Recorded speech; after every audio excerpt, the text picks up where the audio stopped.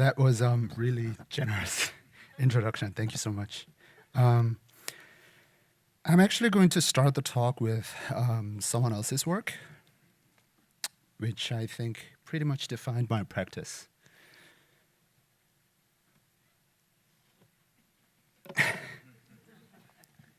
This is a work by a Dutch artist, Jeroen Koymans, which I came to know when I was doing my master's after a few years of working experience as a designer. And I was completely stuck with this, as I felt like working as a designer is actually a lot like this, you know, or maybe in life in general. Like, everyone's completely busy, but nothing is ever done. And I think if we can all stop working together, like all together, like everyone stops making stuff all at once, then maybe we don't have to work anymore. And then we probably make no money, but no one's making any stuff anyways, no money anyways, so maybe that's okay. And of course, that doesn't happen. This is the work of my design studio and the kind of work that we do.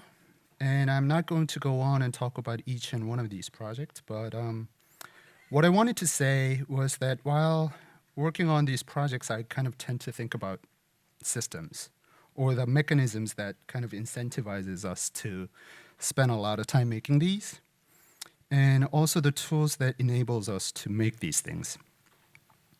And I often think if I can let my computer do all the work algorithmically and automatically somehow, then maybe I can escape from that infinite loop of work. One of the most ubiquitous algorithm, or the tool we use on a daily basis as a graphic designer, is what we call, what Adobe calls Adobe Paragraph Composer. And there are multiple variations of it available in InDesign and also many other typesetting softwares that we use. And they have like some algorithms like it. And the one that Adobe uses is defined as a technique for automated paragraph layout in their patent document. And it describes how the program could consistently check the user's input to result in a good-looking paragraph. This implementation is described to be largely based on what's called HZ program, named after well-known type designer Herman Zaff, who designed the program with URW in 1980s and 90s. And basically building on the hyphenation and justification system that in tech, typesetting system that is still being used today in scientific papers in journals, mostly written by American computer scientist Donald Knuth, who pretty much set the foundation for digital typesetting that we all use today. And this algorithm is probably one of the most commonly used among designers and the one that people spend a lot of time actually fighting with. Some people find it absolutely unusable in spending many, many hours hand-dragging their paragraphs. So if you're actually worried about artificial intelligence or some automated systems trying to take control over your life, I'd say we actually had it for decades, and we've been living with it and fighting with it all these years.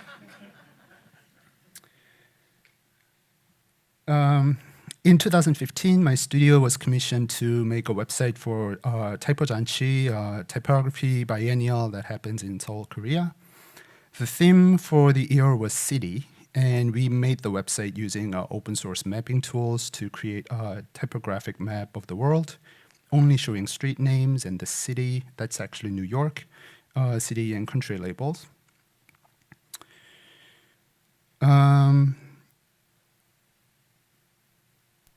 Yeah, so while making this website, together with my collaborator and developer Won Young-woo, I think, who is in the audience today, we realized that we actually need to have some detailed control over multi-language typesetting here.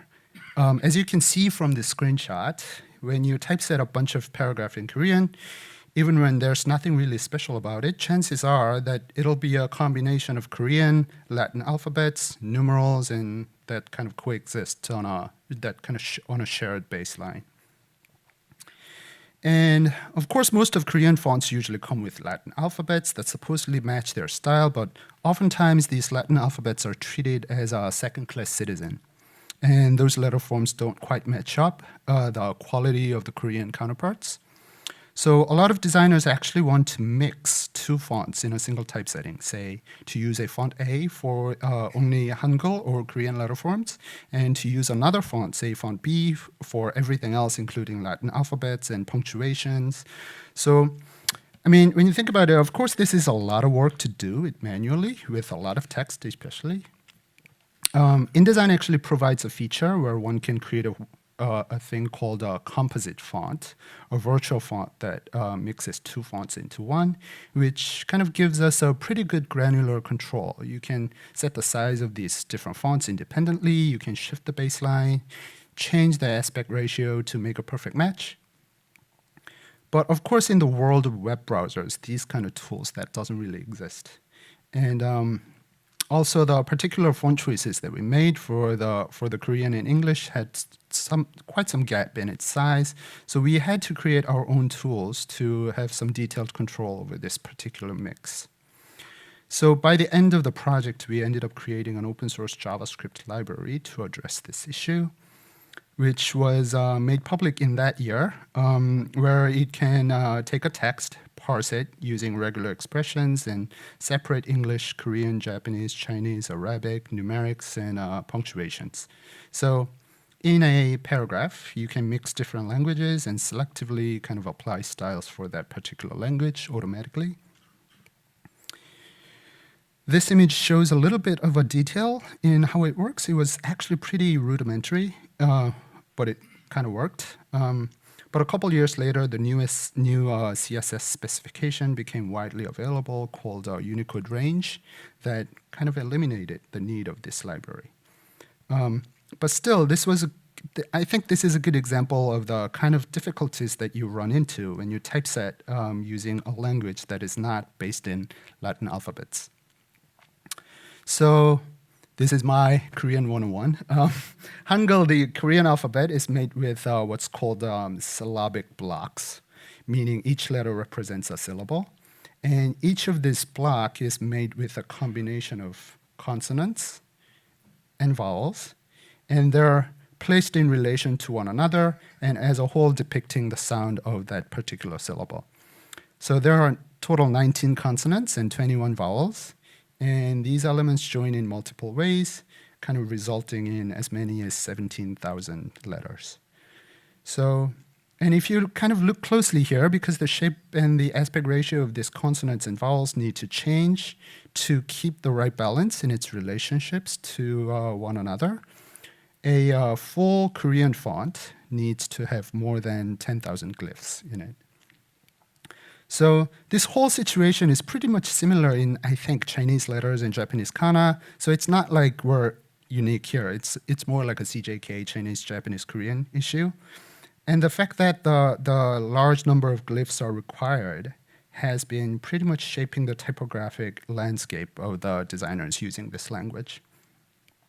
So one important characteristic of it is that designing a font for CJK is naturally a much bigger endeavor in both time and financial commitments. So that results in smaller number of fonts usually developed by bigger companies, and also it's very expensive in terms of transportation.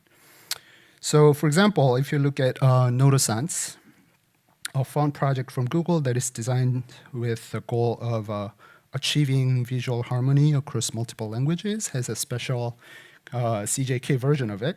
And the number of glyphs in CJK is more than 65,000.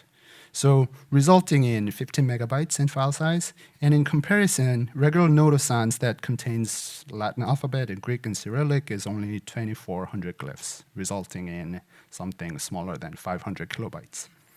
So imagine using these fonts for websites. You need to download multiple megabytes of fonts in order to display a single page. Even after WAF or WAF2, web font kind of compression, so it isn't very efficient.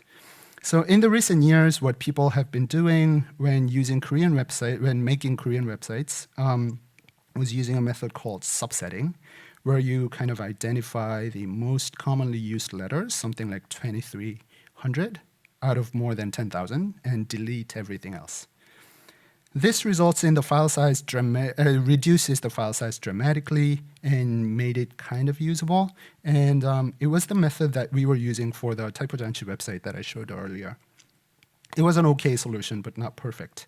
And Google, as we know, a company that's kind of interested in building products that can be used across the world, has been having the same problem.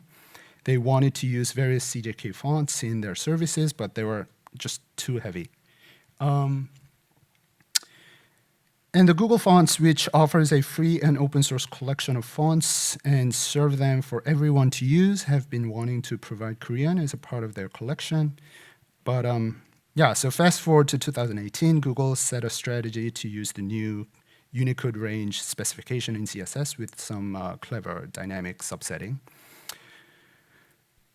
So Google Fonts was able to serve Korean as a part of their collection, and along with this launch, they wanted to create an sort of an engaging online experience to announce the open source debut of this Korean fonts.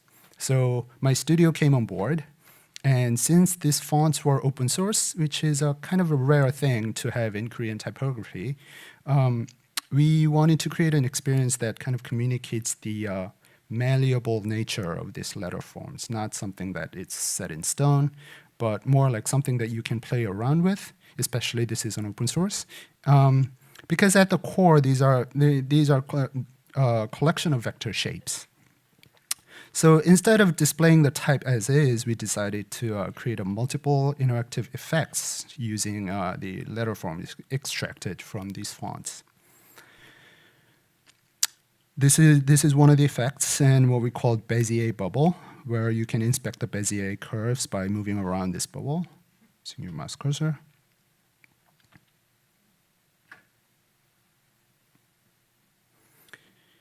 And this is what we call the wavy baseline, where we try to mimic the letter forms printed on a warped paper, as you can kind of do this. And that reacts to your mouse movement. And then this one is called size waterfall, where the letters are creating smaller clones of itself behind, following the mouse cursor, creating kind of the waterfall effect, kind of similar to Morisawa.